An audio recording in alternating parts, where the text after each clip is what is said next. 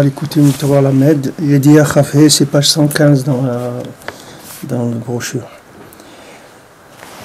Avraham ben Nachman dit שגם בהוראתו הנ"ל במובן מדבר הקדושים בעניין הכתוב הביאו בניי ובנותיי שאף על פי שגם במדרגת הבנים נחשבים לחוכמת התא כנגד אביהם אבל כנגד הבת והאישה נחשבים גם הם במדרגת השכל העליון. כמובן מזה בידיעה י"א כנ"ל. Donc ici il dit que bien que la madriga des enfants ils sont considérés comme chokhmat tata par rapport à leur père, mais par rapport à la fille et la femme ils sont considérés dans la madriga du sechel ha'elyon. C'est-à-dire que maintenant un fils par rapport au père, lui il représente chokhmat tata, d'accord, puisque le fils c'est une application de son père, c'est qu'un élément de son père, parce que c'est une partie du cerveau de son père.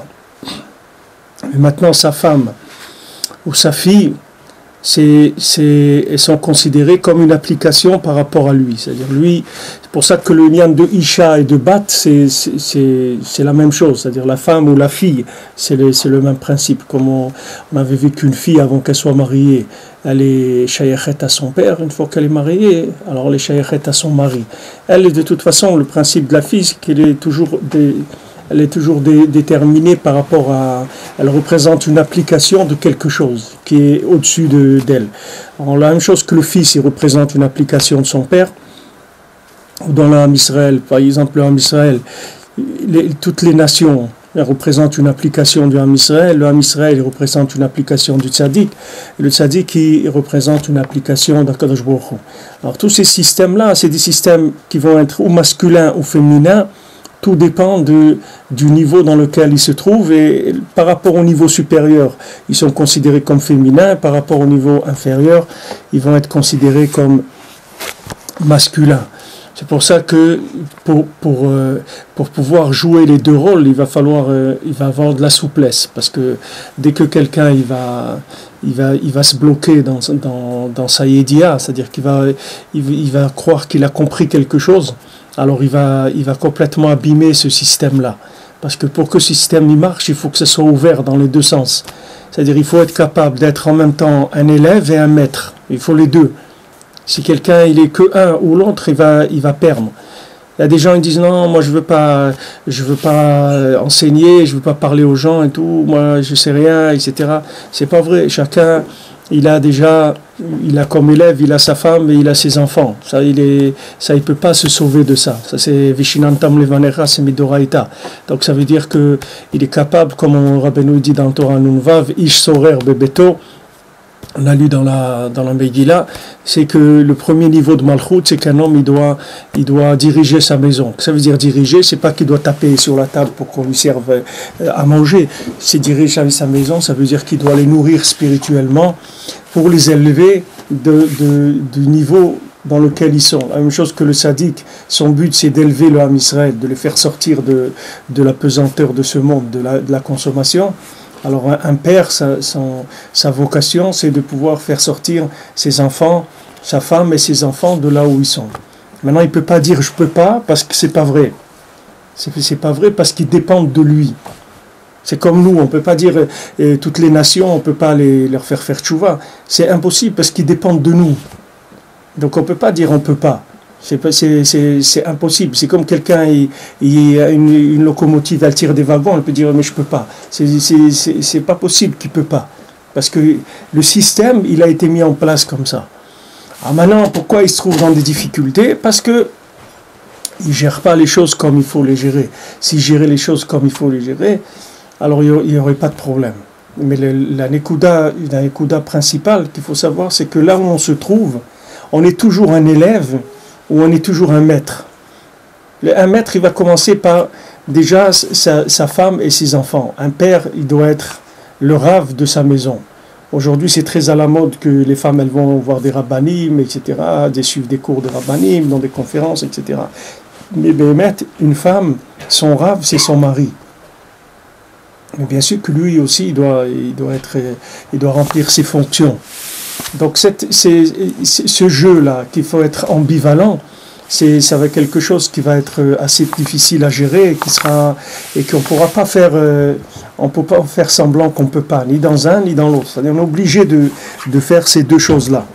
Alors il dit que Ivoire là nous gamken bedvar haosher veracha metzach haazut les bilti heklem שהעיקר הוא בדבר אשתו וזיווגו של כל אדם, רק אף על פי כן זה לבד עיקר התיקון להתגבר בדרכי התורה באופן שישרף ויחתוך לשם את הרע של הבת עד שיוולד ויתגלה על ידי זה מדור לדור. גם מדרגת הבנים והשכל העליון שעליה כאשר יבואר לך כל זה בסימן קל"ה השייך לתורה הזאת.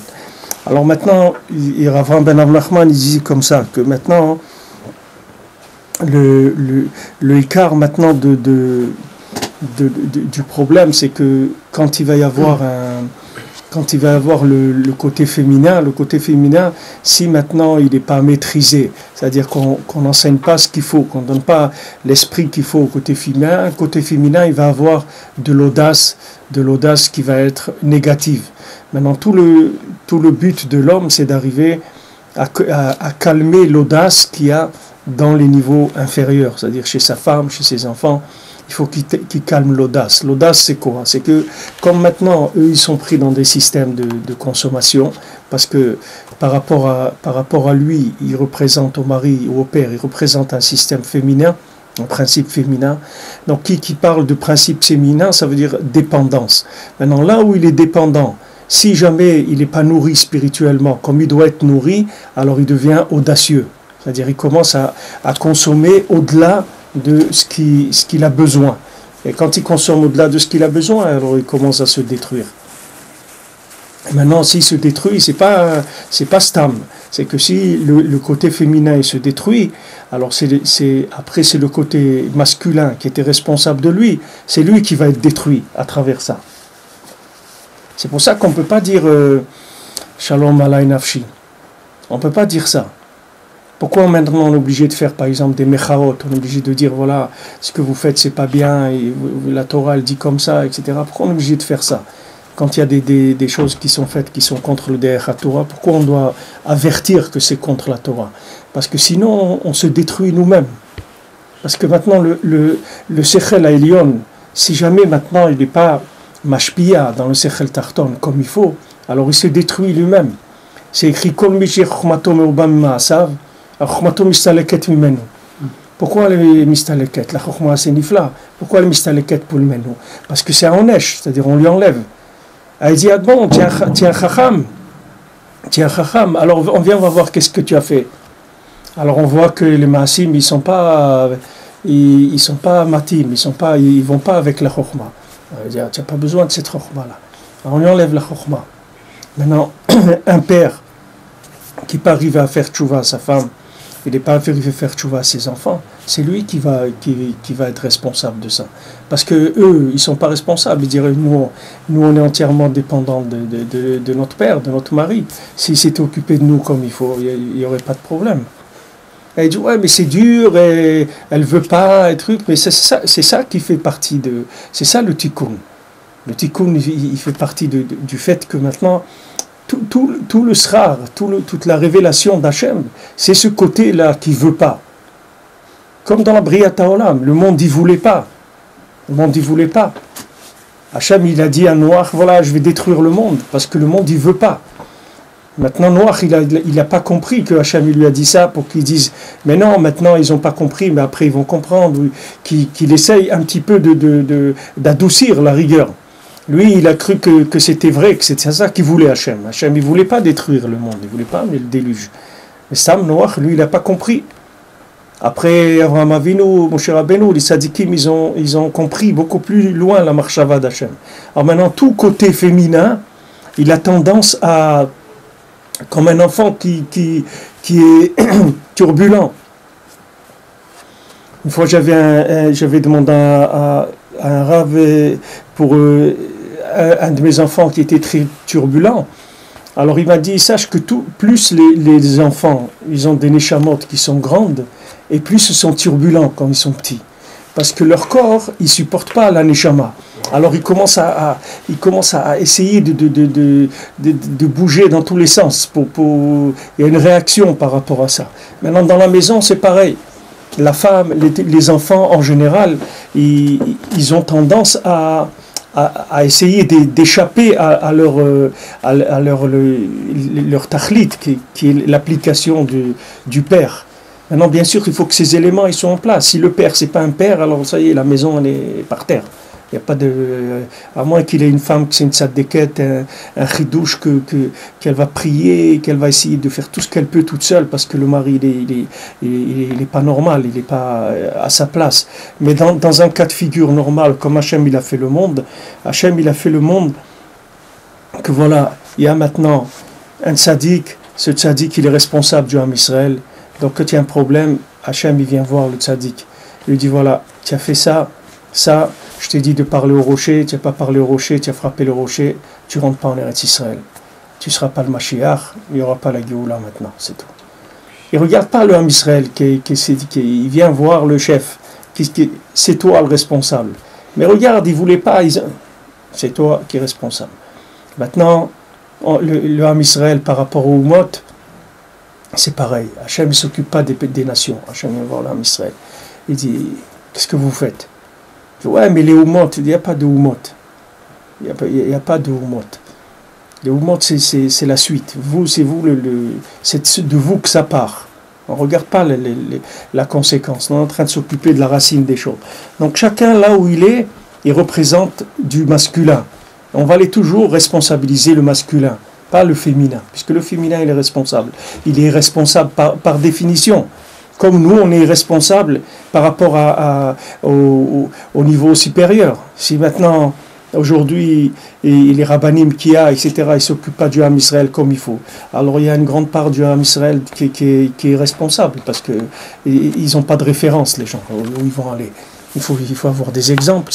Si maintenant quelqu'un t'a montré ce que c'est un juif, et tu n'as pas ressemblé à ce que c'est un juif, alors on peut te dire, voilà, on t'a montré des exemples, etc. Mais si maintenant tous les gens que tu vois, ça ne ressemble pas à des juifs, alors dis-moi, tu veux que j'imagine qu'est-ce que c'est un juif? Je ne sais pas. J'ai jamais vu un juif, tous les gens que j'ai vus ne m'ont jamais inspiré, ça ne m'a jamais donné envie. Alors ça y est, la personne, elle n'est pas responsable. Maintenant, dans une famille, le père, il est responsable de sa femme et de ses enfants. Alors maintenant, ce qu'il dit ici Rav Amnon Nachman, c'est que le côté féminin, il a tendance à être révolté et agité. Pourquoi? Parce qu'il est sensible à la pesanteur. Comme si vous prenez ce qu'on a parlé hier de la pesanteur, c'est-à-dire il est plus proche de la terre, donc il y a une accélération dans la consommation. C'est-à-dire il est beaucoup plus attiré par ce monde, par les éléments de ce monde, par la matière, etc. Maintenant, le père, lui, son travail, c'est que lui, il doit tirer de l'autre côté. Bien sûr, en douceur, avec la Torah, avec la Hava, avec la Simcha, avec tout ce qu'il faut. Pas qui doit crier. Crier va aller encore plus vite dans la matière. C'est pas ça qu'il doit faire. Il doit savoir d'abord qu'il est capable. Ça, c'est très important de savoir que si on nous donnait un poste, alors on est capable de faire. Sinon, on ne nous aurait pas donné ça. Maintenant, Hachem m'a donné une femme, il m'a donné des enfants, ils sont comme ci, ils sont comme ça. Ça, c'est mon chélek, c'est mon travail. Je peux le faire et je peux réussir et je dois réussir. Maintenant, je dois regarder qu'est-ce que je dois faire pour réussir. Mais en tout cas, ça, c'est mon chélek à moi. Et il faut savoir que s'ils sont agités dans leur judaïsme, c'est tout à fait normal. Parce que c'est la fonction même qu'ils ont qui fait ça. Toute fonction inférieure, elle est en rapport avec un niveau plus bas, avec lequel moi je ne suis pas en rapport. Parce que moi je ne connais pas cet endroit-là. Moi, mon niveau plus bas, c'est eux. Maintenant, eux, leur niveau plus bas, c'est la rue, c'est l'extérieur. Maintenant, moi, je ne me trouve pas dans la rue. Moi, le rapport que j'ai, c'est avec les gens auxquels je dois transmettre. C'est ces gens-là que je dois surveiller. Maintenant, eux, ils sont en rapport avec des clipotes mamash. Des clipotes mamash. Et je dois tout le temps les tirer. Tout le temps. C'est pour ça qu'un père, il ne peut pas se permettre de travailler 14 heures par jour. C'est pas possible, parce qu'il va perdre sa famille. Il ne peut pas. Un père, il doit être présent dans la maison parce qu'ils ont besoin de lui, béhémet. Même si lui, il croit qu'il est un incapable, ou tout ça, c'est des dimionotes. c'est des fantasmes qu'il a pour essayer de se déresponsabiliser. Mais s'il ne peut rien faire, déjà sa présence dans la maison, c'est une shmira gdola meod. Rien qu'un père, il est à la maison, c'est déjà, il y a un rouach dans la maison, que ce rouach-là, il va mettre tous les éléments en place sans qu'il parle. Il n'a pas besoin de parler. Le fait qu'il est là, c'est une ashpa'a dans la maison. Parce que lui, il représente le Sechel Elyon. C'est-à-dire lui-même, par rapport à un niveau supérieur, il a un côté féminin, et ça vient dans la maison, ça amène une lumière qui calme et qui nourrit toute la maison. Il n'y a pas besoin de plus que ça. Voilà ce que le père, lui, doit travailler. Sa avoda personnelle, c'est de se connecter plus haut, et la avoda du klal, de sa famille déjà, c'est de leur transmettre ce que lui, il a reçu.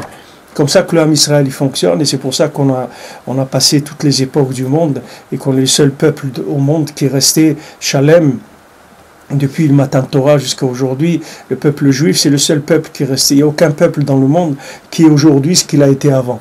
Tous les peuples, ils ont disparu, que ce soit les Aztèques, ou les Visigoths, ou les Ostrogoths, ou je ne sais pas. Tous les peuples, ils ont disparu du monde. Le seul peuple qui est resté, c'est l'âme Israël, c'est tout. Parce que nous, on n'est pas du tout dans un système de consommation à outrance. On a un système de consommation parce qu'on est en rapport avec la matière, mais ce n'est pas notre but. On ne vit pas là-dedans. On utilise ça pour révéler le nom d'Hachem. Mais c'est pas du tout, on se focalise pas sur la consommation comme un but de vie. Alors maintenant, notre responsabilité à nous, c'est de nous occuper de tout ce qui est féminin par rapport à nous, c'est-à-dire tout ce qui est dépendant de nous. Alors comme il dit c'est Rav Ben Nachman, il dit que là-bas, il y a une clipa. Tout celui qui est plus bas que moi, il se trouve dans une clipa. Et sa clipa, elle fait qu'il est en train de se battre, il est toujours déchiré entre le haut et le bas. C'est-à-dire il a tendance à être attiré par le bas, et il ne faut pas lui en vouloir du tout, parce que c'est sa place qui fait qu'il est comme ça. Mais est-ce que l'homme, il est dans une clipa par rapport au niveau supérieur? Ouais. Par niveau supérieur, ouais. Mais par rapport au niveau inférieur, non. Par rapport au niveau inférieur, ça, il est un sadique. Par rapport au niveau inférieur. Par exemple, les gens qui habitent en Chutz Laaretz, ce qu'il amène ici les Chazal, ils s'appellent Bnotai Merachok, c'est-à-dire ils s'appellent des filles par rapport aux gens qui habitent en Eretz Israël. Les gens qui habitent en Eretz Israël, ils s'appellent des garçons. Parce que ceux qui habitent en Eretz Israël, c'est eux qui sont responsables des gens qui sont en Chutz Laaretz. Parce que du fait qu'ils sont en Eretz Israël, ça veut dire qu'ils ont choisi de rentrer dans une classe, comme si tu prends dans un lycée. Alors la classe supérieure, elle est responsable c'est-à-dire que des fois il va y avoir des examens ou des choses. Alors le professeur, il va dire à la classe supérieure, occupez-vous de vos amis, etc. Aidez-les parce qu'ils ont des examens à passer, etc. Donc il y a déjà une responsabilité de tout celui qui se trouve au niveau supérieur par rapport à quelqu'un d'autre. Ça ne veut pas dire que lui, il est supérieur. Ça veut dire que maintenant, lui, il est en un niveau supérieur par rapport à eux. Il y a d'autres qui sont au-dessus de lui. Mais lui, il s'appelle Banaï par rapport à Hachem, et ceux de Chutz Laaretz s'appellent Bnotai. C'est-à-dire qu'eux, ils sont dépendants de Eretz Israël. C'est-à-dire tous les gens qui sont en Eretz Israël, eux, ils sont responsables des gens de Chutz Laaretz. Donc il faut qu'ils prient pour eux tous les jours, c'est-à-dire il y a une acharayut. Et il ne peut pas dire, ouais, mais moi je ne peux pas, ils n'ont qu'à faire comme moi, hein, qu'est-ce qu'il y a? Tu vas au bureau de la Aliyah, tu montes et tout. Non. Ne crois pas que toi tu as été au bureau de la Aliyah comme ça. Il y a quelqu'un aussi pour toi qui t'a sorti. Comme toi maintenant tu te trouves en Eretz Israël, ça veut dire qu'il y avait quelqu'un qui était avant Eretz Israël et qui t'a sorti à toi. Alors toi aussi tu dois sortir à un autre. Et comme ça, c'est comme ça que la Géoula elle va venir. C'est-à-dire que tout celui qui est à sa place, il doit prendre ses responsabilités, là où il se trouve. Maintenant celui qui n'est pas religieux, c'est pareil, quelqu'un il se trouve en Chutz Laaretz, alors par rapport à quelqu'un qui n'est pas religieux, il s'appelle Banaï. Et quelqu'un qui n'est pas religieux, il s'appelle Bnotai. Alors Bnotai, on dit un père par exemple que Chazou Shalom il doit mourir et tout, alors pour sa fille il faut qu'il lui prépare la dot pour le mariage, il faut qu'il lui laisse tout, parce qu'une fille elle n'est pas capable de faire quelque chose d'elle-même. Si maintenant il va rester un petit peu d'argent du père, alors on va donner à la fille plus qu'au fils, parce que le fils lui il va se débrouiller. Mais la fille, elle ne peut pas, elle est dépendante. Peut-être que si elle n'a pas d'argent, elle n'a pas ce qu'il faut pour le mariage, peut-être quelqu'un ne va pas vouloir se marier avec elle. elle est dépendante. Donc on va l'aider à s'intégrer, à faire sa vie, pour pouvoir amener des enfants, etc. Donc elle a besoin d'aide. Alors spirituellement, c'est le même principe. Tout celui qui va être dépendant, il va être féminin, il a besoin d'être aidé. C'est pour ça que... La femme par rapport aux enfants, c'est le niveau aussi, ou c'est son même niveau? La femme et les enfants, c'est le même niveau. Même si elle s'occupe des enfants, mais elle s'occupe des enfants par rapport à ce qu'elle a reçu. C'est pas, elle ne détient pas le secret des choses. Elle est dans l'application, c'est tout. Mais par rapport à l'application, elle est plus grande que les enfants. C'est-à-dire elle a plus de maturité, elle comprend mieux les choses, mais toujours dans un domaine d'application. Toujours dans de la bina, pas dans de la chokhma. Il n'y a pas de chokhma. Il n'y a pas de niveau de chokhma. C'est-à-dire que le niveau de chokhma, c'est le niveau du sechel elyon. C'est-à-dire qu'elle ne connaît pas des concepts dans la théorie, c'est-à-dire dans l'émanation du concept. Elle connaît le concept par application. Elle ne connaît que les travaux pratiques. Elle ne connaît pas les cours. Elle sait ce que c'est pratiquement, comment on vit la Torah. Et ça, c'est le ikar de ce qu'on a besoin. Mais à Falpiken, ce qu'elle a besoin, c'est d'être connectée. Si elle n'est pas bien connectée, ou elle a eu des mauvaises influences, ou de sa famille, ou même des fois des rabbanim, des gens qui ont raconté des choses qui ne sont pas comme il faut, etc., alors ça peut créer vraiment des soucis. Parce qu'elle n'a pas le discernement. Le discernement, elle va l'avoir une fois qu'elle va être complètement échad avec son mari. Alors elle va avoir un discernement. Mais ce n'est pas un discernement de chokhma, c'est un discernement de bina, d'application. C'est-à-dire chez nous, mon mari, il ne fait pas ça. C'est tout. Alors pourquoi et tout, je ne sais pas. Mais mon mari ne fait pas comme ça. Mon mari ne dit pas comme ça, mon mari n'est pas un truc comme... Elle a des références, mais les vérifications de ces références, elle ne connaît pas. Ça veut dire que si la femme elle ne fait pas ça veut dire que le mari lui-même ne le fait pas, ou il ne le fait pas à son niveau potentiel. Non, il peut faire le mari, mais il peut ne pas s'occuper de sa femme. Mais si par exemple, la manière où la femme elle réagit, c'est par rapport à l'homme, dans les actions, que ce soit le chinour, que ce soit la tfila, toute sa vie entière. Hein. C'est ça veut dire que si un homme veut que sa femme, par exemple, fasse il des doutes ou fasse la tfila ou un meilleur chinour, il doit se regarder à lui d'abord. Mais des fois, il est dans une position... Il y a deux côtés dans l'homme. Il y a le côté élève et le côté enseignant. Il y a toujours, les deux côtés, il faut vérifier. Parce que des fois, en tant qu'élève, quelqu'un peut être excellent, mais en tant qu'enseignant, il est nul. Alors ça passe pas. C'est la même chose que s'il ne savait rien. Parce que les maassis, il ne sait pas le transmettre. Alors comment tu arrives à transmettre ce message-là? Mais ça s'apprend. C'est pour ça qu'on étudie ce Torah Lamed. C'est quoi cette Torah Lamed? C'est pour que tu apprennes à être un élève et un enseignant. C'est pour ça que Rabbi nous l'a donné ça. Ça te répare dans ton effet ce principe-là.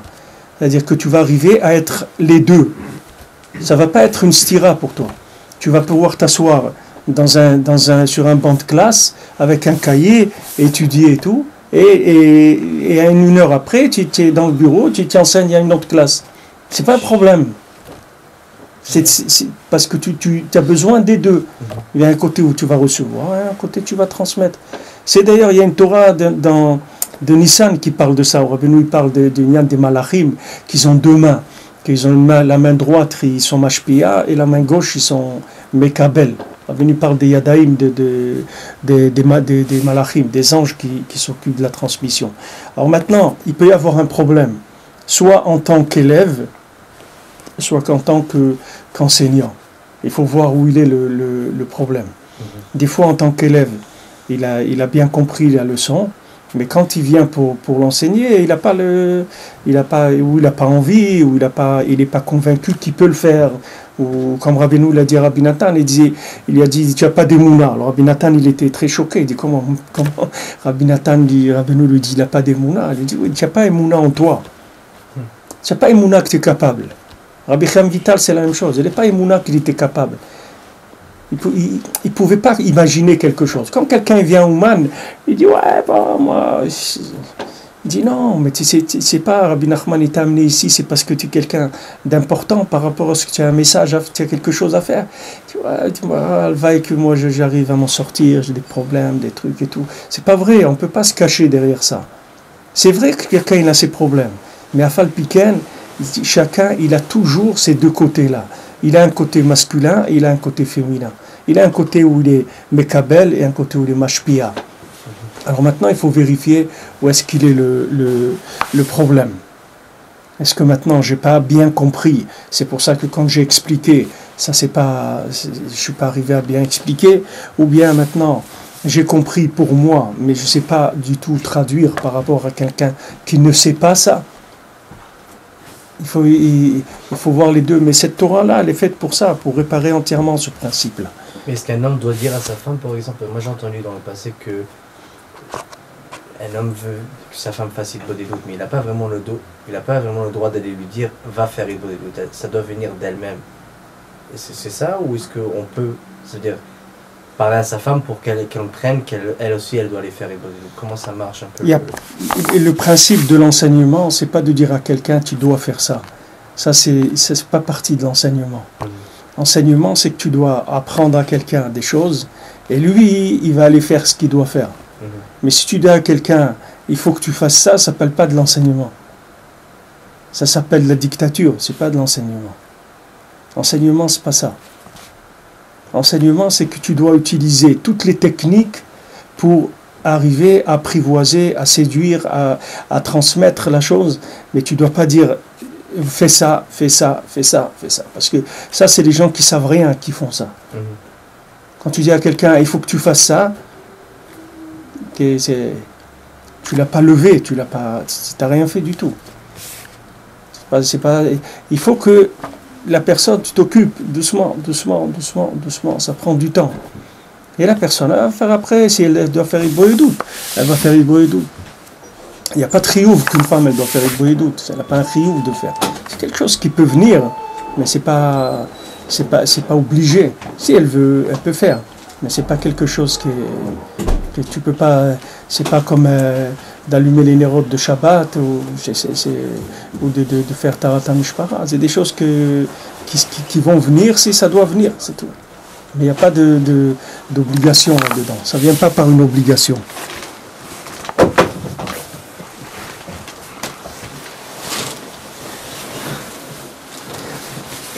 Alors, Yedi Achava, Vidi Ravam Elam Nachman, Shegam Beoraotav Anal, Yevaer Lanu Yoter Inyan Shlomo, Sheivi Alze, Vadot Akatuv, En Kasef. Alors maintenant, le Inyan de l'époque de Shlomo HaMelech, parce qu'ici il a rapporté aussi avant le Inyan de l'argent, c'est-à-dire comment le Inyan de l'argent, il va être aussi, c'est là où il va y avoir un petit peu la fusion de ces deux principes-là. C'est-à-dire dans l'argent il va être masculin et féminin en même temps. C'est-à-dire en même temps l'argent, c'est le plus grand moyen de débauche qui existe, c'est-à-dire que c'est la chose qui va rendre la personne la plus bas possible au monde. C'est-à-dire que si quelqu'un il n'avait pas de moyens, il ne pourrait pas descendre aussi bas. Donc c'est ce qui va fournir tous les moyens pour descendre, et d'un autre côté ça va fournir tous les moyens pour monter aussi. Donc dans l'argent, il va y avoir les deux côtés. C'est-à-dire il va y avoir un côté masculin dans l'argent et il va y avoir un côté féminin. Alors la plupart des gens, ils n'ont pas la capacité de gérer l'argent en tant que masculin. C'est-à-dire que la plupart des gens, quand ils ont de l'argent, c'est féminin chez eux. C'est-à-dire en général, c'est fait que pour les faire descendre. La plupart des gens ne sont pas capables de gérer l'argent en tant que masculin. C'est pour ça que Shlomo HaMelech, à l'époque de Shlomo HaMelech, c'est marqué que l'argent, il n'était pas nershav, que les gens, ils n'étaient pas pris dans le nyan de l'argent. L'argent, c'était pas important pour eux.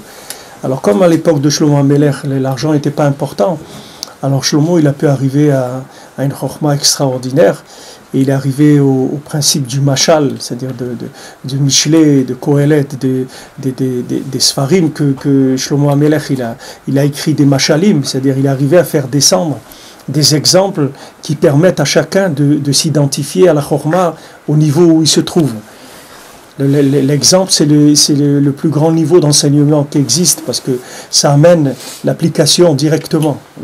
Comme le Sipurim Maasiot, c'est le plus grand niveau d'enseignement, parce que ça y est, c'est devenu un maasé, c'est plus C'est plus quelque chose que tu dois réfléchir et convertir, et peut-être tu as compris, peut-être tu n'as pas compris. Là, il n'y a rien. Le sechel, il est minimum, c'est un sechel enfantin. Le sechel, il est pas shoot meod. Il n'y a pas de compréhension dedans. Ce qu'il y a derrière, tu n'as pas besoin de le comprendre. Ça va t'en rentrer directement dans l'application. C'est pour ça que Sipurei Maasiot, c'est ce qu'il y a de plus élevé au point de vue Chokhmah dans le monde. Rabbeinu, il a descendu la chose la plus élevée qui existe. Sipurei Maasiot, pour ça qu'il faut faire à la maison aussi. C'est un minhag Breslev de faire tous les Shabbats le Sipurei Maasiot à la maison. Il faut faire, moi je connais des familles qui se sont construites entièrement, des grandes familles, rien qu'avec le Sipurei Maasiot, le Shabbat, en français, ils ne savaient pas lire l'hébreu, mais le Sipurei Maasiot en français, ils le font, et le refont sans arrêt, du début à la fin, chaque Shabbat. Pas besoin de faire 3 heures, c'est un quart d'heure, 20 minutes, ça suffit. Et on parle, et après, une fois qu'on le fait 2 fois, 3 fois, déjà les enfants ils commencent à connaître, à savoir ça, et ils posent des questions et trucs, et c'est quelque chose qui fait vivre, qui fait amener la Torah, quelque chose qui fait descendre la Avat Hashem, la Yirat Hashem, tout, il y a tout dedans. Alors maintenant, à l'époque de Shlomo HaMelech, il y avait ce lien que l'argent n'était pas nechshav. Comme l'argent n'était pas nechshav, c'est-à-dire que l'argent, c'était pas quelque chose qui attirait les gens. Donc le pouvoir de Malchut de Kedusha, il était très fort. Le pouvoir, il était vraiment très très fort. C'est-à-dire qu'il y avait une force d'application qui était très grande. Tandis que quand il y avait l'argent qui était quelque chose qui attirait les gens, alors ça y est, ça veut dire que le pouvoir, il était passé chez Aman Amalek. C'est-à-dire que lui, il prend l'argent et avec ça, il influence le monde, etc. Il dit Veodot hakatuv en kasef ki lefi anal yatiyashev lanu aplea bema shenira milashon chazal shehu aflaga bemaalot Shlomo kodem shekilkel venasa bat malchut istracha. Maintenant Shlomo HaMelech, avant qu'il tombe et qu'il s'est marié avec Bat Paro, alors avant la malchut, elle était arrivée à un niveau très très haut. Après le pauvre il est tombé, mais quand il est arrivé au summum, alors il est arrivé vraiment qui sait Malchut d'Hachem. La Malchut d'Hachem, elle était vraiment en place dans le monde. C'était un moment très propice pour que le monde il se répare. ובאמת נראה מבואר מהזהרת התורה שגם ריבוי הכסף לבד יהיה לקלקול ולא להפלגת המעלה כלל. Alors il dit que maintenant, d'après ce qu'on voit, que la Torah elle a dit au roi Ali Arbelo Sosim, Arbelo Nashim, Ali Arbelo. Alors on voit que le ribouille lui-même, c'est déjà un problème. Même pour un roi. Un roi, c'est l'homme le plus, c'est l'homme le plus élevé qu'il y a dans l'homme Israël. Le roi, c'est celui qui est l'homme de confiance d'Hachem. Il a été choisi par Hachem. Chez nous, il n'y a pas les urnes, il n'y a pas de vote. Le roi, c'est Hachem qui le choisit. Il n'y a aucun homme qui choisit un roi. C'est Hachem qui dit c'est lui le roi. Donc tu peux être sûr que c'est quelqu'un il est parfait pour ce travail-là, puisque c'est Hachem qui l'a choisi. Mais seulement, il faut qu'il tienne dans ce... Après, quand il prend le poste, il y a kol mine dvarim qui viennent et qui influencent la personne. Et ça, c'est valable aussi pour tous les gens. C'est pareil pour le roi. C'est-à-dire chacun là où il est roi, là où il a une malchoute, il faut savoir qu'au début, sa malchoute, elle peut être très sincère. Il peut être très sincère, Béhémet, et ce qu'il fait, c'est vrai, c'est sincère et tout. Et après, petit à petit, il y a des clipotes qui viennent et ils peuvent, Chas v'Shalom, le faire tomber. Mais ici, le principe qu'il dit, c'est que le ribouille, c'est un problème déjà. C'est-à-dire, trop d'argent, c'est un problème. C'est un problème, c'est-à-dire que la personne, elle ne peut pas gérer ça. Que la plupart des gens, ils ne peuvent pas. C'est pas quelque chose qui peut se gérer. Il y a des tzadikim qui sont mamash, qui ont rien à voir avec l'argent. Même le Baal Shem Tov, vous voyez que le Baal Shem Tov ne voulait pas dormir avec l'argent. Il ne voulait pas, il dit, moi je ne prends pas de l'argent d'aujourd'hui pour demain. Il avait peur. Il avait peur de garder l'argent pour le lendemain. Il ne peut pas. Je ne sais pas, moi, qu'est-ce qu'il peut me faire cet argent-là de demain. Il ne peut pas. Il recevoir la bracha du jour, ce que j'ai besoin, c'est tout. Il ne garde pas l'argent pour demain. Le Baal Shem Tov, il ne gardait pas.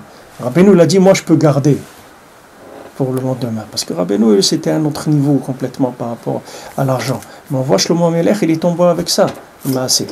Et Shlomo, c'était l'homme le plus chacham qu'il y a eu dans le monde. C'était pas quelqu'un, on peut dire, c'est un Baal Tshuva ou quelque chose, c'est pas ça. C'était le roi choisi par Hachem, que Hachem, il a eu du nachat de lui, extraordinaire, comme il était Mishabeh Achoto de Shlomo HaMelech. Et qu'est-ce qu'il a créé, Shlomo HaMelech? Des choses extraordinaires. Afal Piken, le ribouille, il l'a fait tomber. Mais ce n'est pas un ribouille de consommation qu'il avait lui. C'est un ribouille pour être métaken, il voulait. C'est pas comme nous, on dit les ribouilles, quelqu'un il veut beaucoup pour avoir du plaisir. C'est pas ça du tout. C'est rien que pour être métaken. Sa kavana, c'est rien que pour faire des tikkunim. C'est pas pour autre chose. Il n'avait aucune attirance par la matière, Shlomo HaMelech. C'était uniquement pour réparer. Même ça, il s'est trompé. Même ça, il s'est trompé. Il a cru qu'il était à la madriga de pouvoir élever des choses que la Torah, elle a dit, ces choses-là, tu ne peux pas les élever. Si la Torah, elle a dit, ça y est, il n'y a pas besoin d'essayer. Maintenant, ça, le fait qu'il est tombé là-dedans, elle nous explique la Torah, ça vient du ribouille. Parce que tout principe de ribouille, ça éloigne du point central. Le point central, c'est Echad. Tant que quelqu'un, il a Echad, alors c'est quelque chose qui est clair. Comme il donne toujours cet exemple, quand quelqu'un il dit quelqu'un dit j'ai le stylo, donne-moi le stylo, ou donne-moi un stylo. Quand quelqu'un le stylo, vous voyez que le stylo va être rangé toujours dans le même endroit, etc. Quand quelqu'un il a 3 ou 4 stylos, le massi il va pas trouver même pas un, parce que c'est du fait qu'il y a du ribou, il n'y a plus de shlita dessus sur les choses. On ne peut pas contrôler. Maintenant, tout le Olam Hazé, c'est que du ribouille. Pourquoi Hachem il a arrêté la bria le vendredi? Parce que même Hachem, quand il a lancé le processus de la création, il a lancé à un niveau où les choses ne s'arrêtaient plus. Hachem lui-même, il a été obligé d'arrêter. Hachem, il a dit stop, Shem Shaddai, Dai, ça suffit, arrêtez le développement, maintenant on fait Shabbat. Mais nous on le voit comme ça, mais le monde, il aurait pu avoir une semaine de 12 jours ou de 18 jours, il aurait pu avoir même un Shabbat par mois. Nous on ne sait pas, pour nous c'est comme ça, mais ça aurait pu être différent. Mais Hachem il a arrêté, parce qu'il a vu qu'à un moment, il ne pourrait plus revenir. Il ne peut plus revenir. C'est-à-dire que maintenant, il va y avoir une tellement multitude de choses, que de là-bas, on ne peut plus revenir. Parce que, ça y est, on est trop parti dans la matière. On ne peut plus revenir, on n'arrive plus à revenir vers le Shoresh. Alors Hachem, il a fait quelque chose, un monde qui vit jusqu'à Yom Shishi, d'une certaine façon, et on arrête. Tac. On arrête tout. On retourne dans le point central du Olam Haba, conscience du Olam Haba, conscience de la Torah, Kesher avec la Mishpacha, avec la communauté, avec le tzaddik, avec tout, on se retrempe dans la chose comme elle doit être vécue, l'approche qu'il faut avoir de ce Olam. Maintenant, on a repris des forces, etc. On reprend encore 6 jours. Mais c'est le maximum qu'on peut tenir. C'est le maximum, on peut pas tenir plus. Il y avait à la Shalom à Aix-les-Bains, il y avait un Rav Eliovitch, à la Shalom, lui, une fois qu'il y avait quelqu'un qui est venu, on lui a dit, il avait perdu son argent dans le train, je ne sais pas, un monsieur. Alors il a demandé un prêt, il est passé par Aix-les-Bains, il a demandé un prêt. Alors on a demandé à Rav Eliovitch s'il pouvait lui prêter. Il avait un gmach, il avait un truc de prêt. Alors Rav Eliovitch lui a demandé, est-ce qu'il est Shomer Shabbat? Il dit non. Mais c'est quelqu'un de très honnête, quelqu'un qui il est connu, il a des moyens et tout, ça, il a eu un problème, c'est tout. Il a dit celui qui ne croit pas dans le Shabbat, il ne croit pas aussi qu'il ne faut pas voler. C'est la même chose. C'est écrit dans la même chose. Il n'y a pas de différence. C'est-à-dire que maintenant, tu ne peux pas dire quelqu'un, c'est pas un voleur, et s'il n'est pas Shomer Shabbat. Momentanément, c'est vrai, il peut ne pas être un voleur. Mais cette chose-là, elle peut changer. Parce que ce n'est pas avec la Emouna qui fait ça. C'est uniquement technique pour lui. Ce n'est pas quelque chose qui est fait avec la Emouna. Donc ces choses-là, elles peuvent tomber. Nous, ce qu'on veut, c'est que tout ce qu'on vit, ça vient de la Emouna. C'est pour ça qu'on avance dans les 6 jours de la semaine. Après, on retourne en arrière. On revient vers le point central. Et on se recharge en Emouna. Et après, on retourne dans la matière. Après, on revient pour avoir une approche toujours dans la Emouna. Pas du tout dans le Sechel. Pas du tout dans la logique. Toujours par la Emouna, sinon ça ne vaut rien du tout. Alors, le ribouille, il est loin de la Emouna. Tout principe de ribouille, c'est ce qui amène à Avodah Zarah, c'est le ribouille.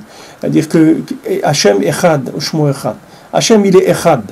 Donc dès qu'on rentre dans ribouille, ça y est, c'est une sakana. Al yarbelo nashim, al yarbelo susim. On demande pourquoi Hachem il dit ça à un roi. C'est un roi, c'est lui qui l'a nommé. Il dit allez, vas-y, prends tout ce que tu veux. Qu'est-ce qu'il y a? Prends 10 000 chevaux, prends tout ce que tu veux, il n'y a pas de problème. Pourquoi il ne pourrait pas avoir? Non, c'est pour le protéger. C'est pas parce qu'il veut pas qu'il soit heureux. C'est pour le protéger. Des fois, des gens, ils veulent avoir beaucoup, etc. Ils voient que Hachem ne leur donne pas beaucoup.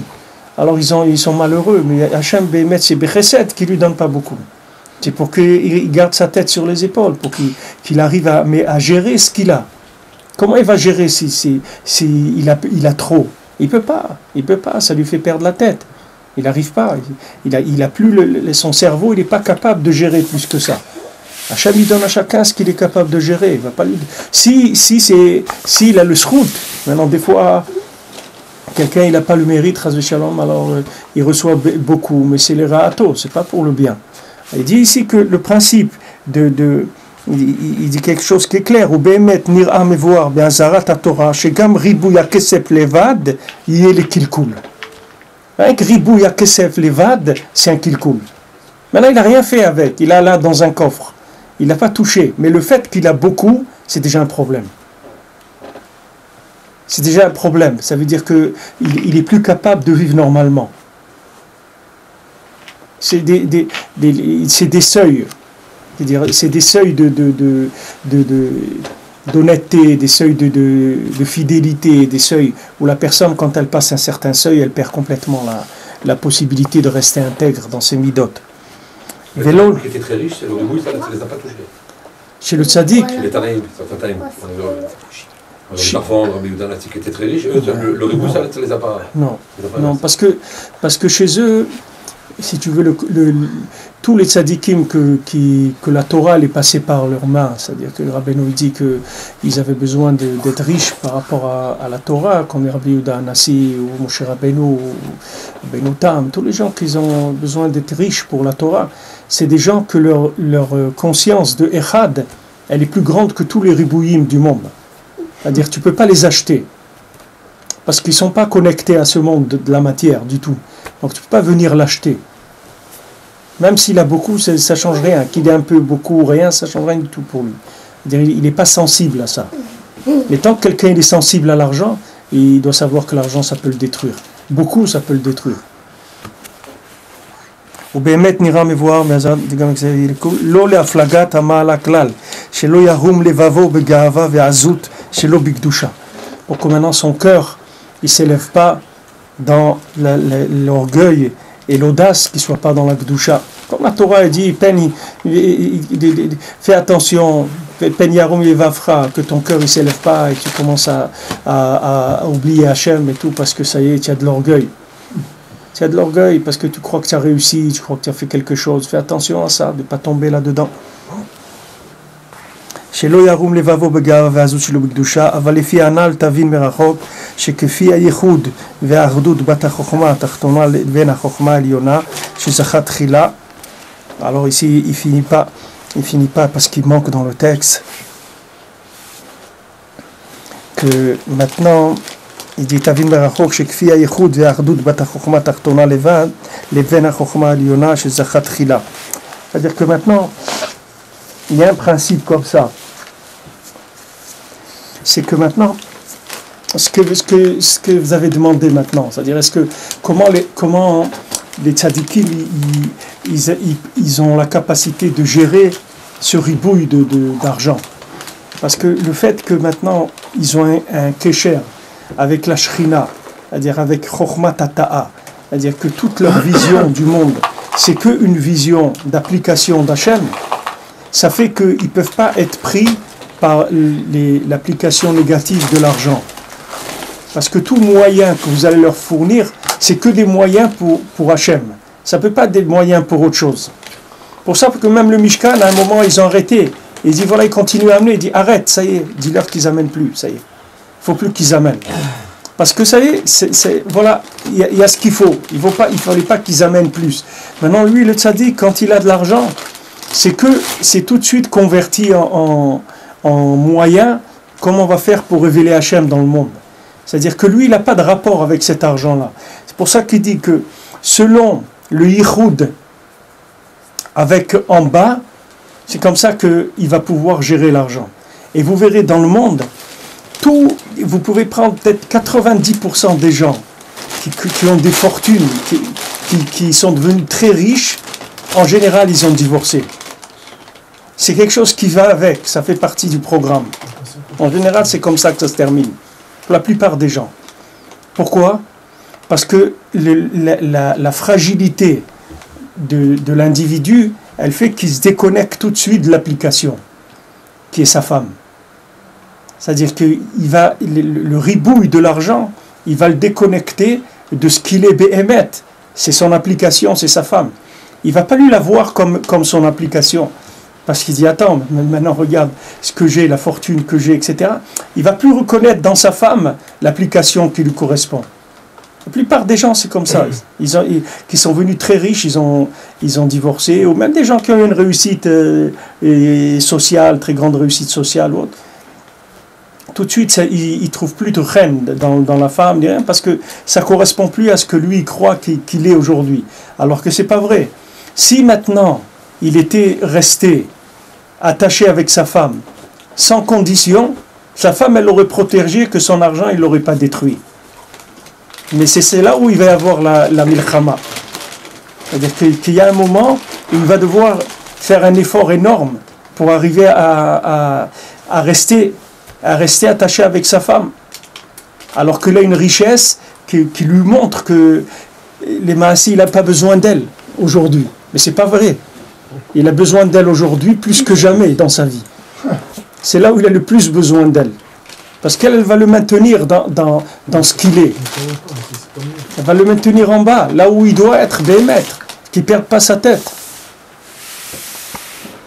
C'est pour ça que si quelqu'un, moi je conseille, je l'ai fait moi-même, mais je conseille celui qui, quelqu'un on ne sait jamais, ça peut lui arriver dans sa vie qu'il va une bracha et qui va gagner des milliards de dollars ou d'euros, je ne sais pas, peut-être qu'il a des choses à faire, qu'il a besoin à chacun de lui donner ça. Alors c'est bien qu'il fasse un contrat avec sa femme. Que maintenant, voilà, tout l'argent qu'il va gagner et tout. Alors jamais il dépensera quoi que ce soit si ce n'est pas son accord à elle. Il ne fera rien qui n'est pas en accord avec elle, avec cet argent-là. Alors, tout ce qu'ils vont faire, ça va toujours avec la décision tous les deux. Jamais lui prendra de décision tout seul. Et ça, c'est-à-dire que comme quelqu'un il fait un garde-fou comme ça, une protection. Jamais quelqu'un peut avoir une bracha, quelque chose qu'il doit faire, mettre pour le Ham Israël quelque chose.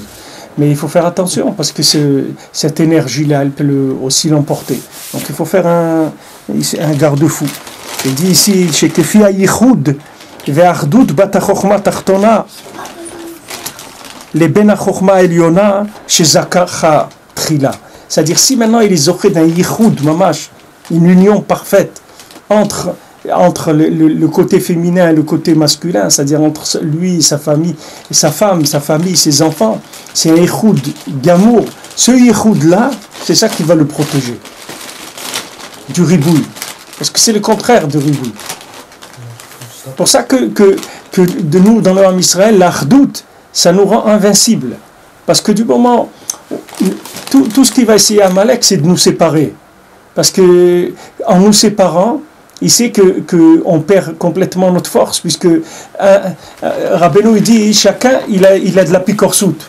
Mais ce n'est pas la même picorsoute que l'autre. Chacun il a une picorsoute différente. Chacun il se trompe quelque part, mais pas là où il se trompe l'autre. Alors s'ils sont ensemble, chacun corrige l'autre, même sans lui dire. Mais le fait qu'il voit ça, il dit, ah, j'ai vu quelqu'un, BMF, j'ai vu comment il fait le Birkat Amazon, extraordinaire et tout. Et il va prendre de lui, et il va prendre ça de l'autre, chacun il va, et ça, ce corps de Hardout, il fait qu'on passe toutes les ribouïm. C'est-à-dire, même les ribouïm des nations, et tout ce qu'ils essaient de nous séduire par leur façon de vivre, etc., on peut passer tout ça sans nézek. Mais si maintenant il y a de la machloquette dans l'Am Israël, alors ça y est, on devient vulnérable. Parce que même si on a beaucoup de vérité, les Maasé, on est tout seul. Et tout seul, on ne peut rien faire du tout. On n'a pas de pouvoir de vivre les applications tout seul. Pour vivre les applications, il faut être beyachad. Il faut être ensemble pour le Ham Israël. C'est pour ça que l'achdout du Ham Israël, il dit ici le yichud de chacun, c'est-à-dire qui représente un côté masculin et l'autre un côté féminin par rapport à lui et vice-versa, comme Rabbeinu dit Mekablin den miden, c'est-à-dire chacun reçoit de l'autre. Ça rend invincible. Ça rend invincible.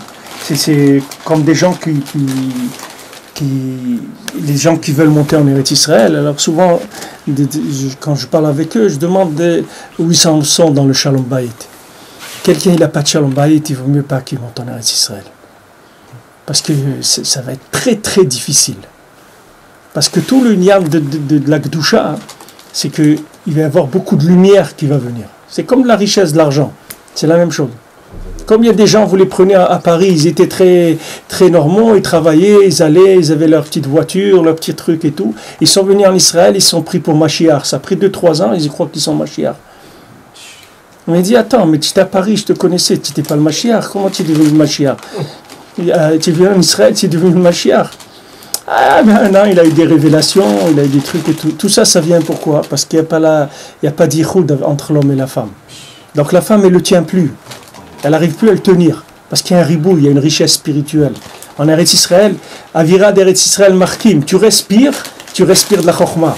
Même tu respires, même si tu ne le prends pas dans le livre. L'air, il te rend Chacham. C'est une richesse. Il faut tenir cette richesse-là. Il faut arriver à la... Et pour ça que des gens qui ont des maisons qui ne tiennent pas très très bien, c'est quand ils viennent en Israël, c'est comme si tu prends un véhicule qu'à 30 à l'heure, déjà il a des problèmes, tu le fais le rouler à 200 à l'heure. C'est sûr qu'il va pas tenir. Il y a un ribouille en Eretz Israël. C'est un ribouille de lumière, de Gdusha. C'est aussi un ribouille. Alors que en Chutz La'aretz, était tenu avec la galoute, les trucs, les gens, ils étaient metzumtzamim comme ça, ils restaient contractés par rapport à... Et maintenant, venu en Eretz Israël, ça y est, tous ces trucs, ils voient des choses, ils comprennent des inyanim, il a des trucs, c'est très dangereux, très très dangereux. Si quelqu'un n'a pas de Shalom Bayit, il fera très attention. Est-ce que c'est pour ça que si les personnes ils font des fois Aliyah puis ils reviennent à leur place avance par rapport à ça? Des fois, oui. Il y a des gens qui partent, ils font un essai et ils reviennent. Des fois, ils voient qu'ils n'arrivent pas, ils reviennent. Avraham Avinu, dès qu'il est rentré en Eretz Israël, après Hachem lui a dit de sortir. Ce n'est pas fait d'un coup, là, Aliyah. Ça ne s'est pas fait d'un coup. Il faut beaucoup de tefila pour monter en Eretz Israël et pour rester. Qu'est-ce qui va rester là-bas? Monter à Hachem, ça va, c'est déjà bien, mais qu'est-ce qui va tenir là-bas? Il faut voir qu'il faut tenir. Pour tenir, il faut du Shalom Bayit. Ça, c'est les conditions minimales. Normalement, le bureau de l'Aliyah, c'est la première chose qu'il devrait faire. Il doit remplir, est-ce que vous avez du Shalom Bayit? Avant qu'il commence à te parler de si tu veux une maison à Natania ou à Ashdod ou truc, il doit te dire maintenant, est-ce que votre maison, elle tient la route? Est-ce que vous vous aimez, Bémet, et vous êtes ensemble et vous vivez dans la joie à la maison, vous êtes mamache, vous avez les mêmes visions de la vie, etc. Parce que si, sachez que là-bas, ça va être secoué, toutes ces choses-là. Et si maintenant vous êtes ensemble, au contraire, vous allez sortir beaucoup plus fort que ce que vous étiez en Chutz La'aretz. Vous êtes enrichi sous cette chose-là, c'est comme l'uranium enrichi, c'est-à-dire que ça va vous donner une force extraordinaire. Nifla Meod, comme celui qui a reçu la richesse, et cette richesse-là, c'est devenu de la chokhma pour lui, ça lui donne une chokhma nifla. Mais si quelqu'un il utiliser la richesse pour aller jouer au casino, alors c'est terminé. Il peut pas. Mais ça vient du mirov, miribouy atov. Ça vient pas du ra. Mais le ribouy atov, ça devient du ra. Il n'y a pas de ribouille dans ce monde. Il n'y a que echad qui est bien. Le ribouille, même le ribouille du tov, ça s'appelle plus tov. Comme c'est écrit dans la Torah. Tov meod, c'est la mort. C'est ça, tov meod. C'est-à-dire le ribouille, c'est la destruction. Il faut que les choses elles soient faites dans des récipients. Donc c'est un point qu'il faut vérifier très bien avant de décider de monter en Eretz Israël. Mais il y a toujours des ribouilles dans les Shalom Bayit. C'est-à-dire, ta maison elle va bien, mais ça ne veut pas dire que ça va aller bien. Au moment c'est bien. Mais ça veut dire que maintenant c'est bien parce que ça fait déjà 3, 4 mois, 1 an que c'est bien. Ça veut dire que maintenant c'est le point d'aller en Israël. Comment savoir vraiment si c'est le point par rapport à ton Shalom Bayit? Si maintenant quelqu'un, il est déjà que tous les deux ils sont d'accord. Parce que des fois, un il est d'accord, l'autre il n'est pas d'accord, et un il tire, il force l'autre. Déjà il faut qu'ils soient tous les deux d'accord. et que ça se fasse dans la joie, que ça se fasse que Bémet, chacun il a envie et qu'il sent que c'est une élévation, etc. Déjà, ça, il faut vérifier cette chose-là. Maintenant, si le Shalom Bayit, il a 3 mois ou 6 mois ou 1 an, alors, ça peut être aussi un Shalom Bayit qui maintenant, ils avaient un peu de problème et tout, ça s'est arrangé. Maintenant, ça va mieux. Alors, ça va, si ça va, ça va, si ça tient, ça tient. Pas de problème. Mais il faut voir si Bémet, les deux, ils sont d'accord. Des fois, la femme, elle n'est pas d'accord, mais elle ne veut pas faire de la peine à son mari, elle ne veut pas le truc et tout. Elle accepte, mais elle n'est pas d'accord. Alors, ce qu'il faut, c'est il vaut mieux prendre la patience, qu'elle soit d'accord, de manière à y aller, comme on dit ici, be'ichud gamour. Il faut be'ichud gamour. Si quelqu'un, il a Shalom Bayit, il ne peut rien lui arriver de mal dans ce monde. Rabbeinu, il a dit, toutes les sagotes, tout ce qu'il a eu dans sa vie, il a réussi grâce à une chose, c'est le Shalom Bayit, c'est tout. Rabbeinu, il a dit, tout ce que j'ai eu dans ma vie, c'est le Shalom Bayit qui m'a donné ça. Tu vois, Rabbeinu, pourtant, qu'est-ce que tu vas dire, Rabbeinu? Qu'est-ce qu'il y a Shalom Bayit avec Rabbeinu? Rabbeinu, quand il s'est remarié, il n'a même pas connu sa femme. Non. Rabbeinu l'a dit, Kol sheigati b'chaim sheli, c'est rien que davar echad, c'est le Shalom Bayit. Parce que c'est yichud. C'est-à-dire, tant que quelqu'un est capable de s'occuper de l'étage en dessous, ça veut dire qu'il est connecté avec Hachem. S'il n'arrive plus à s'occuper de l'étage en dessous, ça veut dire qu'il a perdu la tête, ça y est. Si quelqu'un, il n'arrive plus, il s'énerve, comment, lui il a avancé, il étudie toute la journée, sa femme ne veut même pas se couvrir la tête, ou elle ne veut pas bien faire le Shabbat, elle met des jeans, et lui il est en train d'étudier au collège, les trucs, comment c'est possible? Il dit, non, qu'est-ce qu'il y a? Tu as étudié au collège, elle met des jeans, et petit à petit, tu verras, ça va changer. Quelle est la barrière? Comment tu étais toi avant? Dans quel état tu étais? Il faut de la patience, il faut yichud. Il faut que l'homme et la femme ils soient sûrs que jamais ils vont se quitter. N'importe quel nisayon qu'ils vont passer, ils vont toujours être ensemble. C'est tout. Même si il a un nisayon un jour de monter, ou l'autre il a un nisayon de descendre, il dit moi jamais je vais te laisser. Comme on dit, monte et descends, je ne te laisse pas. Ça veut dire que ce soit tu es une super atzlacha ou que chas shalom tu es trick, moi je ne te laisserai jamais. Moi je suis toujours avec toi. Alors ce yichud là, c'est ça qui tient la personne. Et ça après c'est à tous les niveaux. Avec le tzaddik c'est la même chose, avec tout. On dit, moi je suis avec lui, c'est tout. Ce qu'il y a pas. Moi c'est ça, je reste avec le tzaddik. Ce qu'il y a dans ma vie, qu'il n'y a pas, moi je suis avec lui, c'est tout. Je ne bouge pas de ça. Ce yichud là, c'est ça qui tient la personne. Si quelqu'un est dans ce yichud, il peut traverser toutes les nisyonotes de ce monde. Il n'y a plus rien qui peut l'empêcher d'être matzliach dans ce qui doit être matzliach. Le chinour de ses enfants, il n'y a aucun problème. Tous les problèmes, ils viennent uniquement de la dose de désaccord qu'il y a entre l'homme et la femme. C'est là où toutes les clipotes, elles rentrent là-dedans.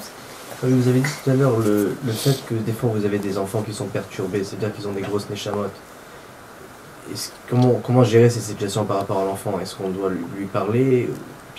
Non, une fois que tu sais ça, déjà, tu les prends, tu sais que c'est pas...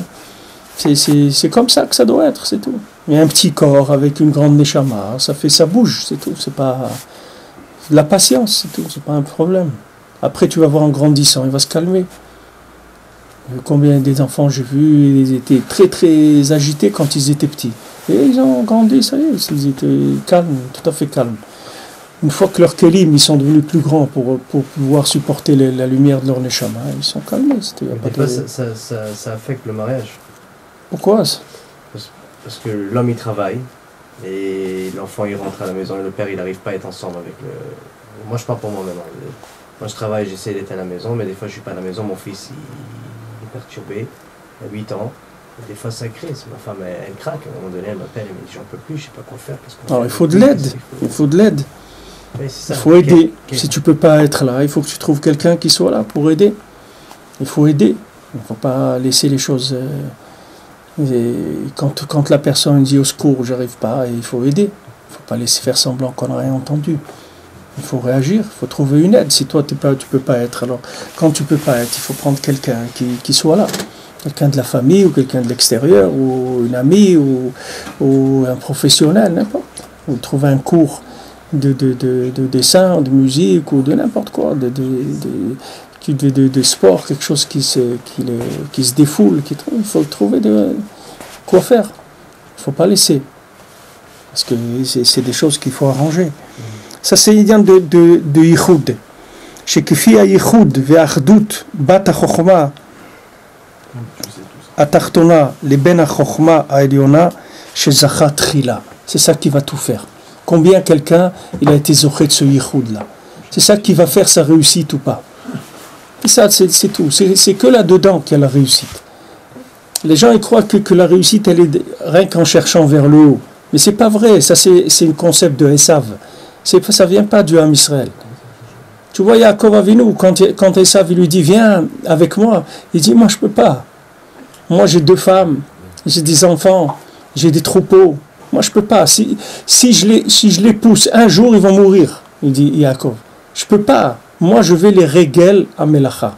Moi j'avance à la vitesse du travail. Je peux pas aller plus vite que ça. Moi quand j'avance, je fais avancer tout le monde en même temps. Je dois regarder en même temps Rachel, Léa, mes enfants, et les dernières brebis là-bas que je n'oublie pas. Tout ça, c'est dans ma tête. Tout ça, je les porte dans ma tête. Jamais je les laisse une seconde. Jamais je les laisse. Parce que si tu le laisses, c'est fini. Si tu le laisses, c'est fini. C'est ça le principe. Rabbi Nathan, il explique de la shmira. Il dit la shmira, elle vient du nefesh du balabait. C'est-à-dire un père, il a la shmira de sa famille. Il a un shmira de ses objets. Quelqu'un qui a un objet qui n'est pas à lui, il ne peut pas être chômeur dessus, parce que l'objet, il est que par rapport à son propriétaire. Maintenant, un père, il a toute sa famille, elle est dans son esprit. Tous ses objets sont dans son esprit, et il les protège. Ils sont là. C'est la lumière de sa neshama qui enveloppe toutes ces choses-là, et qui les protège. Et lui, il faut qu'il les ait à l'esprit tout le temps, sinon ça ne marche pas. Si à un moment, lui, il se considère comme un bachour, alors qu'il est marié, et lui a envie d'être comme libre, alors il leur a donné ce qu'il veut, celui qui veut quelque chose, il lui a donné pour qu'il le laisse tranquille, il dit, qu'est-ce que tu veux toi? Ça, allez tiens, prends ça. Et toi, tiens, prends ça. Ça y est, allez, laissez-moi tranquille. Et lui, il s'en va, il veut se sentir libre, mais avec ça, il ne peut pas construire une famille. C'est pas comme ça qu'on construit une famille. Il faut savoir que la responsabilité d'un père, elle est totale. Il ne peut pas se débarrasser de cette responsabilité. Il doit leur donner ce qu'ils ont besoin. Et quand ils expriment ce besoin-là, alors c'est sûr qu'il faut être là. Il n'y a pas de chez là. C'est sûr qu'il faut être là. Maintenant, l'homme, il a tendance à vouloir être libre, à vouloir être indépendant, etc. Mais ça, c'est un Yetzer-Hara. C'est l'Yetzer-Hara qui fait ça. Il n'y a pas de liberté. Dans ce monde, on n'est pas libre. On a été créé malgré nous, on vit malgré nous. Il n'y a aucune liberté dans ce monde. Il ne faut pas croire qu'on est libre. On veut des fois jouer le libre, mais on n'est pas libre du tout. On fait ce qu'il faut faire. C'est ça ce que les éléments qu'Hachem nous a donnés. On a un pouvoir sur eux. Et ce pouvoir, c'est de les amener au niveau supérieur. C'est ça notre but sur terre. On n'a pas d'autre but. On est venu dans le monde que pour ça. Comme le tzaddik, il est là pour nous élever. Le tzaddik, il a pris la responsabilité du Ham Israël et il va l'amener. Il va amener le Ham Israël là où il doit l'amener. Que même si les gens ne veulent pas, le tzaddik, il va les amener là où il doit les amener. Parce qu'il a pris la responsabilité. Maintenant, chacun, il prend ses responsabilités. Il doit les appliquer. Le hikar, c'est qu'il reste toujours beyichoud avec la nekuda d'en bas. Toujours beyachad avec ceux qui dépendent de lui. Toujours. Jamais il faut les laisser une seconde. Même Yaakov Avinu, jamais il les a laissés. Jamais, jamais. Jamais. Toujours, il est porté à tous. Il n'y a pas un moment où il a laissé quelqu'un derrière. Et il dit, bon, celui-là, allez, c'est pas grave. Non, tout c'était chachouv pour lui.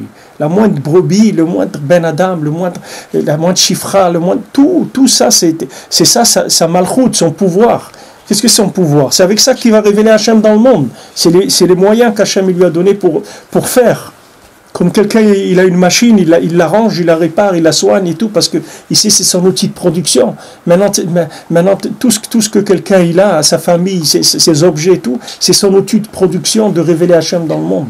Donc il faut qu'il t'en prenne soin, il faut qu'il les surveille, il faut qu'il fasse attention. Tandis que Esav, lui, il court toute la journée dans les routes. Il veut rien faire. Il est avec des groupes de bandits, il court toute la journée, il fait n'importe quoi. Mais Yaakov, tu vois que c'est Ishtam Yoshev Ohalim, il est assis dans le Ohalim, il est avec sa mishpacha, avec ses éléments, il les abandonne pas, Chas v'Shalom. Ces éléments, c'est quoi? C'est seulement la famille, c'est les amis, c'est ce qui l'entoure. Tout ce qui fait que tout ce avec quoi il est en rapport. Donc même les amis. C'est ça.